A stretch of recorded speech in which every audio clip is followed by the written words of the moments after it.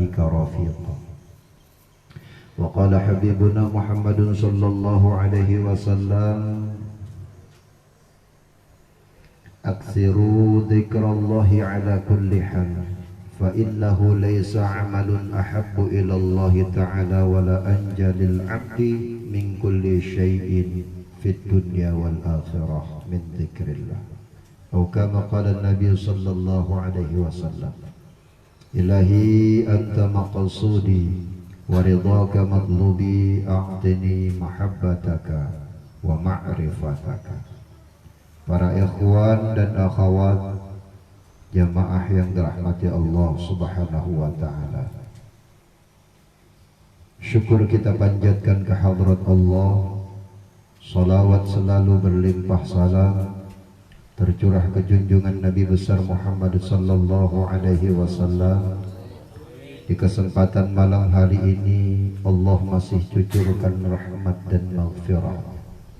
Allah berikan taufik hidayah serta inayahnya kepada kita, sehingga kita mampu berhadir di majlis ini dalam rangka bersama-sama bertakarrub ilallah, mendekatkan diri kepada Allah Subhanahu wa ta'ala, mengambil satu bagian di dalam khidmatnya seorang murid kepada mursyidnya, mengamalkan amaliyah. Di antaranya adalah manaqib Sultanul Auliya Syekh Muhyiddin Abdul Qadir Jailani qaddasallahu sirrah.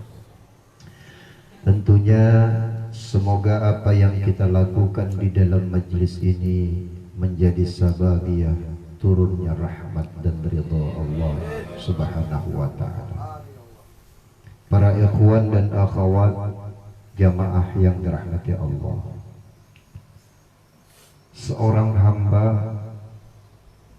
dikategorikan atau dibagi di dalam 3 kelompok. Di dalam kitab Durratun Nasihin dijelaskan bahwa i'lam anna lil 'abdi thalathatu umurin. Ketahuilah bahwasanya bagi seorang hamba itu ada 3 perkara di dalam tingkatan ibadah. Hiya asnafu hasanati. Yang pertama, dia menyembunyikan semua kebaikan. Wahia amalu qalbi. Yang dimaksud di dalam menyembunyikan semua amal kebaikannya, amalu qalbi, hatinya yang selalu beribadah, hatinya yang selalu beramal, hatinya yang tidak pernah tertembus dinding ruang dan waktu. Ketika dia berdiri, duduk dan berbaring, hatinya selalu bersama Allah, hatinya selalu mengingat Allah Subhanahu wa ta'ala. Full sir zikirnya dengan nur jalalullah. Allah Subhanahu wa ta'ala menjadi target utama di dalam hidup. Tidak ada yang dia pandang kecuali Allah, tidak ada yang dia rasa kecuali Allah, tidak ada yang dia lihat dan dia rindukan kecuali semata-mata ingin berjumpa dengan zat wajibul wujud. Ini amalan-amalan yang terbaik yang dilakukan oleh seorang hamba. Kemudian kategori yang kedua, amalan-amalan tersebut wa amalu lisani, amalan dengan lisan. Lisannya sering memuji, berzikir, mengingat Allah.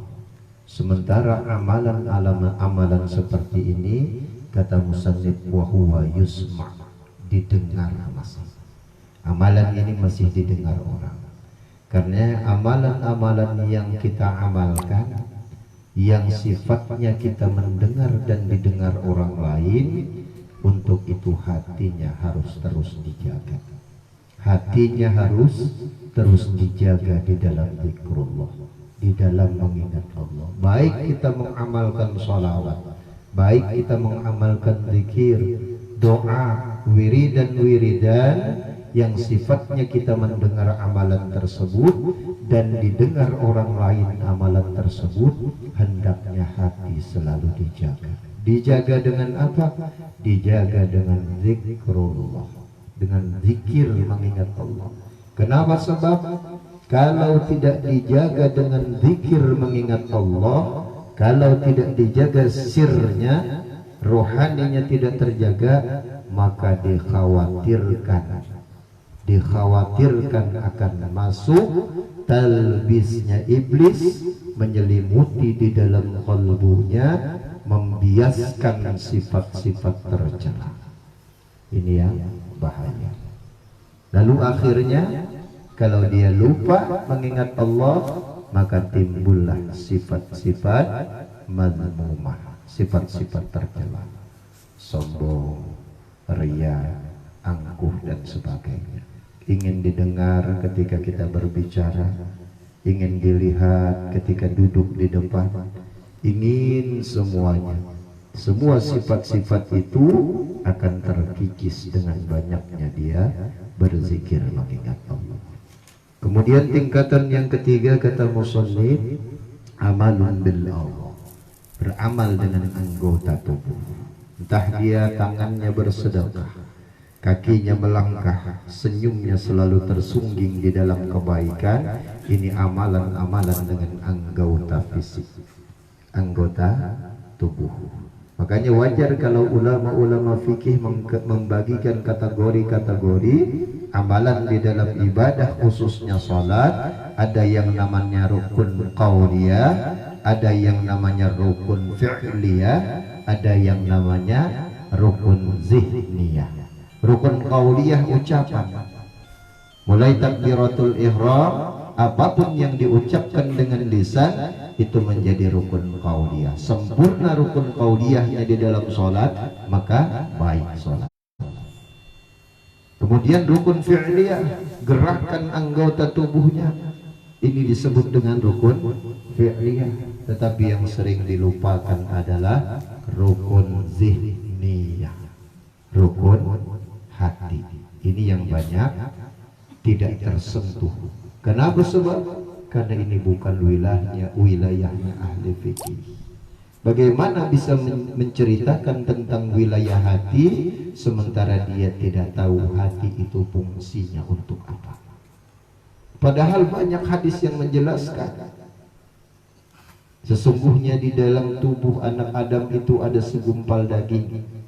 Apabila daging itu baik, maka baik keseluruhan. Apabila daging itu rusak, maka rusak keseluruhan anggota tubuhnya. Ketahuilah daging itu adalah hati. Stop sampai di situ saja pembahasan. Tapi hati yang difungsikan untuk apa dan bagaimana, mereka tidak pernah menjabarkan. Ini yang menjadi perhatian serius dari para ahli-ahli sufi, para sufiyin, para masyayikh di dalam thariqah, guru-guru mursyid yang memberikan perhatian serius tentang hati. Kenapa? Kalau hatinya mempunyai penyakit kronis, maka membahayakan ke seluruh anggota tubuh. Kalau hatinya mulai ditata dengan baik, hatinya dipelihara dengan baik. Dengan apa hati ini dipelihara? Tidak ada yang bisa masuk di dalam qalbunya seseorang manusia, dan tidak akan dan tidak boleh kecuali zikrullah. Jangan sampai harta masuk ke dalam hati, anak masuk ke dalam hati, istri masuk ke dalam hati, pangkat jabatan masuk ke dalam qalbunya, sehingga seandainya qalbunya mempunyai kapasitas, maka qalbu tersebut akan meledak. Tapi karena qalbunya manusia buatan Allah, ciptaan Allah, maka dunia serta isinya pun akan dia tampung. Akhirnya rusaklah manusia tersebut. Ini yang dikatakan Nabi, hakikat daripada hadis tersebut, bahwasanya apabila baik daging tersebut, maka baiklah keseluruhannya. Apabila rusak daging tersebut, maka rusaklah keseluruhannya. Satu ayat di dalam Al-Quran yang Allah Subhanahu wa ta'ala firmankan, wa may yuti'illah wa rasul, Faulaika ma'al ladzina an'ama Allahu 'alaihim minan nabiyyin was-siddiqin wasyuhada'i was-shalihin. Barang siapa yang taat kepada Allah, yang berbakti kepada Allah Subhanahu wa taala, cinta dan rindu kepada Allah dan Rasul, cinta kepada Allah, taat kepada Allah dan Rasulnya, fa ulaika ma'al ladzina an'ama Allahu 'alaihim, maka orang-orang tersebut berhak bersama orang-orang yang sudah Allah berikan nikmat kepadanya. Siapa yang Allah berikan nikmat orang-orang tersebut? Minan nabiyyin, para nabi-nabi yang sudah mendapat kenikmatan sekalipun belum hari kiamat terjadi, tapi mereka sudah mendapatkan kenikmatan, mendapatkan kenikmatan syurgawi, diberikan keindahan-keindahan, tidak terkontaminasi dengan kehidupan dunia lagi.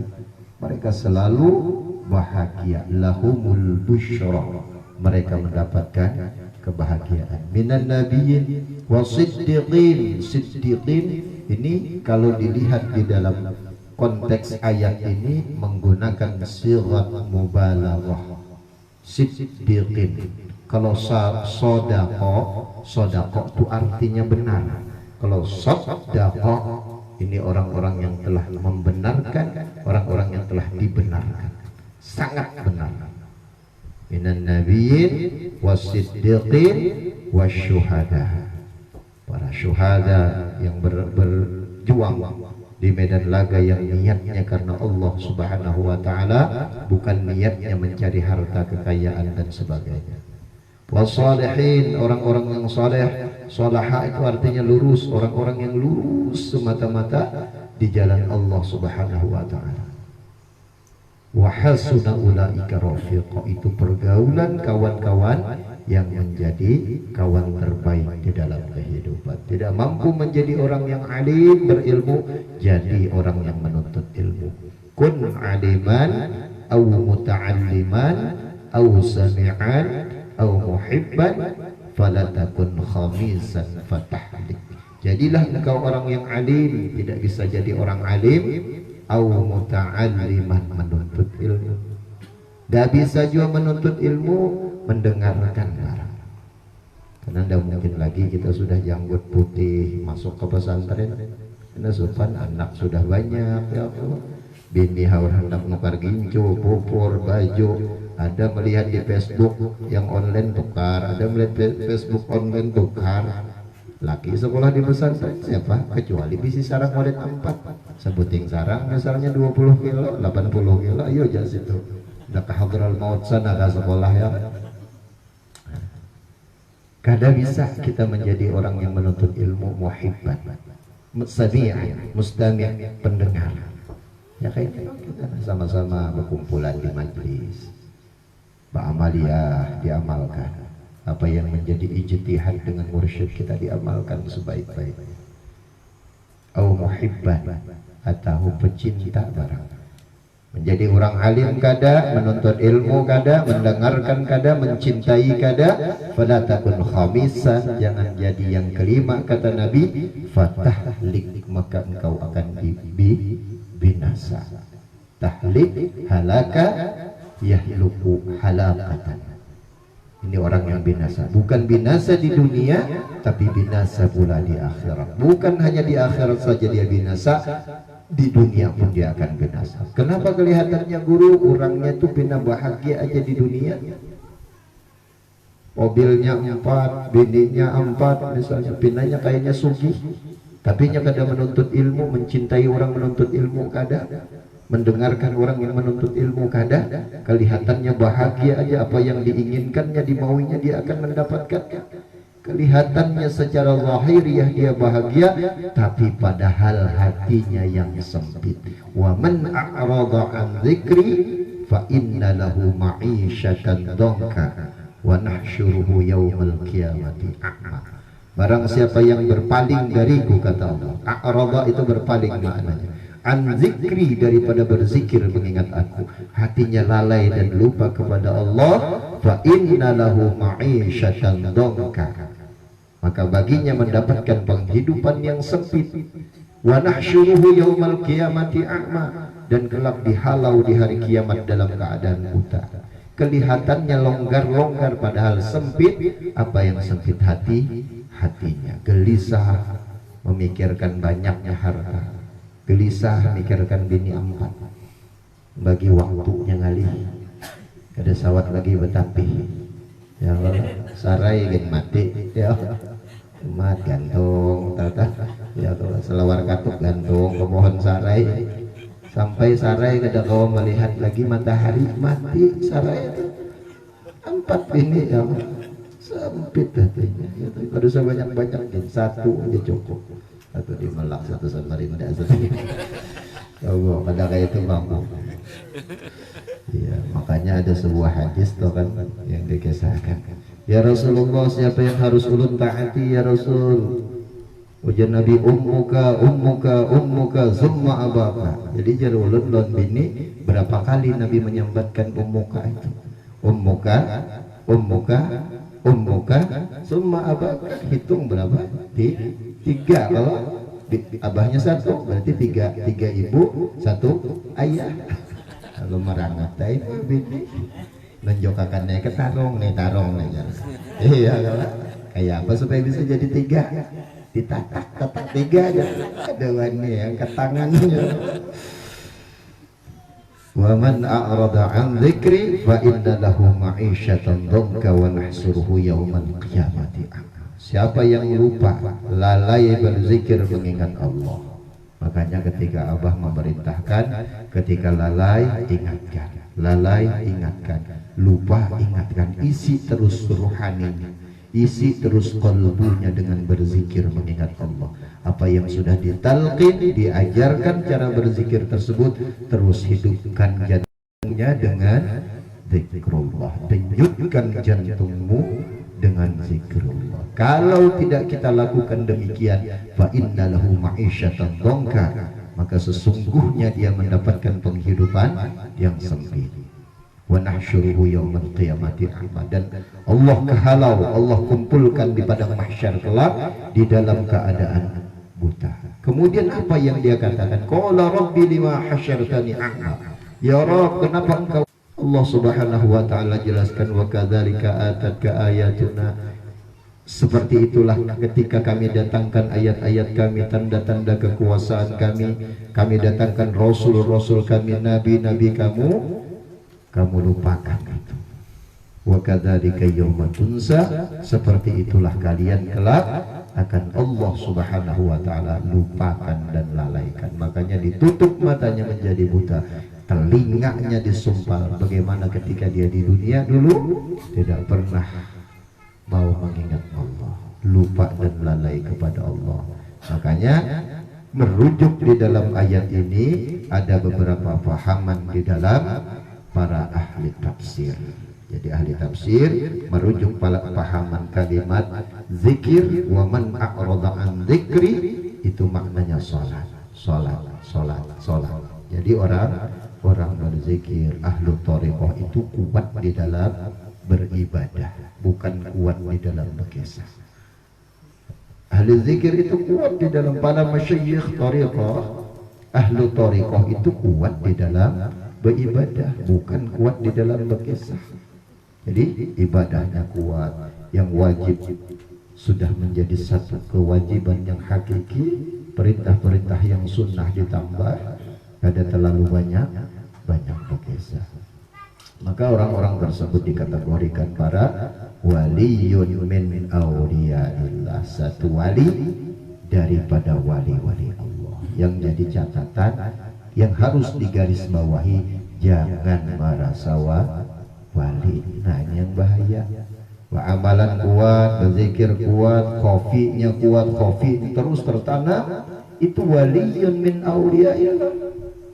Tapi jangan merasa diri jadi wali, kipas angin, berfungsi dengan baik, mengipasi orang-orang yang ada di ruangan ini sehingga mendapatkan aroma sejuk. Tapi kipas angin itu merasa tidak dirinya jadi kipas angin? Tidak. Diandak orang di beceren hanya kada protes, diandak orang di atas pohon pisangnya kada protes, biar dibuang ke Sungai Mahakam sana ya kada protes. Kalau dia merasa menganggap dirinya berharga, maka dia akan berontak dan protes. Seperti itulah hendaknya makhluk.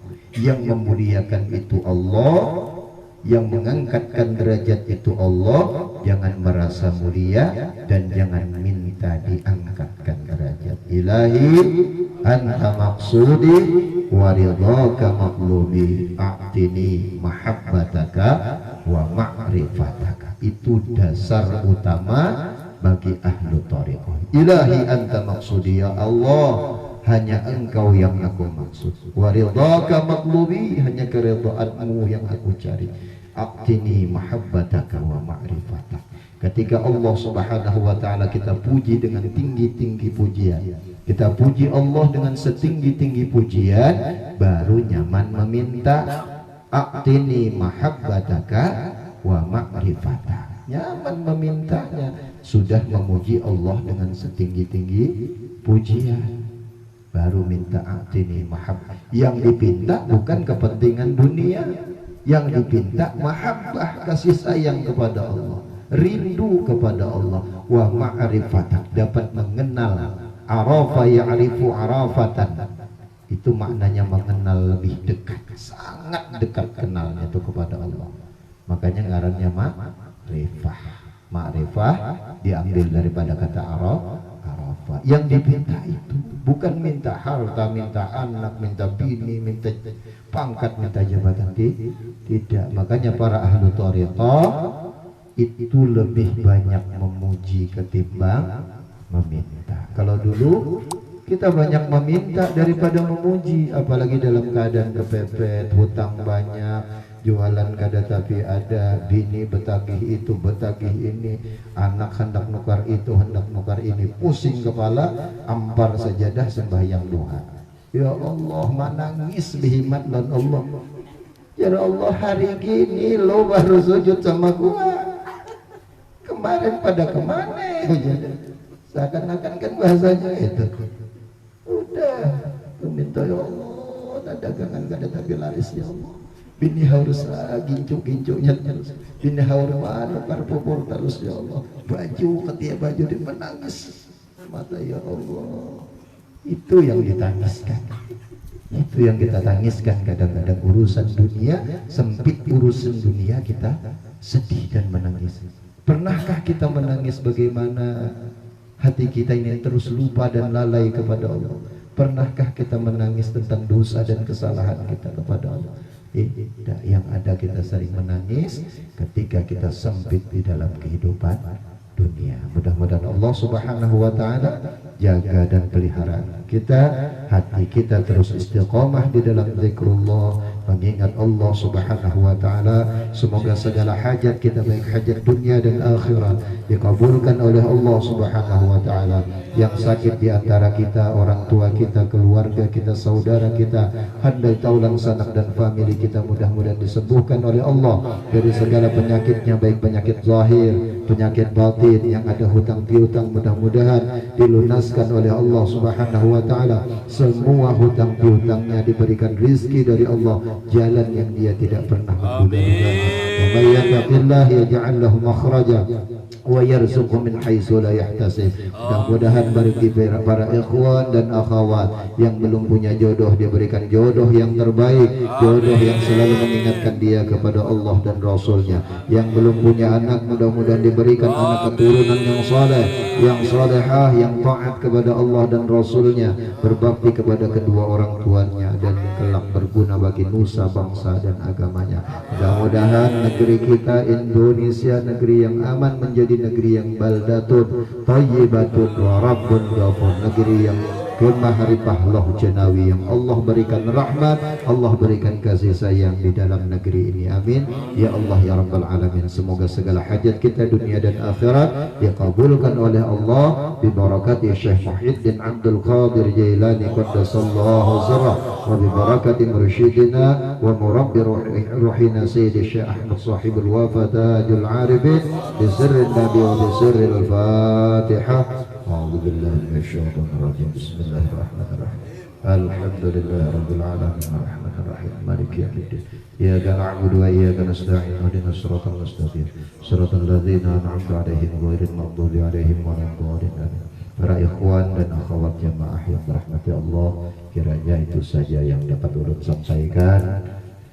Salah dan khilaf mohon maaf. Sekali lagi terima kasih atas kehadiran Ayahanda Mbah Arkafius yang sudah kembali bisa hadir di tengah-tengah kita. Mudah-mudahan beliau diberikan Allah kesehatan, keafiatan, yang terus bisa menjadi bahan kita untuk dapat memandang beliau agar kecintaan kita kepada masyayikh mursyid kita semakin rindu dan semakin kuat. Salah dan khilaf ulun mohon maaf. Wallahul muwaffiq ila aqwamit thoriq. Assalamualaikum warahmatullahi wabarakatuh. Allahumma salli ala nabiyil hashimi Muhammad wa ala alihi wa sallim taslima. Allahumma salli ala nabiyil hashimi Muhammad wa ala alihi wa sallim taslima. Allahumma salli ala nabiyil hashimi Muhammad wa ala alihi wa sallim taslima. Allahumma salli wa sallim wa barik alaihi wa ala alihi. Bapak, Ibu, ikhwan dan akhwat, sampailah kita ke acara yang terakhir, yaitu acara istirahat dan penutup. Untuk mengambil hikmah dan barokahnya, marilah tutup acara ini dengan bersama-sama mengucapkan hamdalillah. Alhamdulillahirabbil alamin. Terima kasih atas segala perhatian, mohon maaf atas segala kesalahan. Wabillahi taufiq wal hidayah wa ridha wal inayah. Wassalamualaikum warahmatullahi wabarakatuh.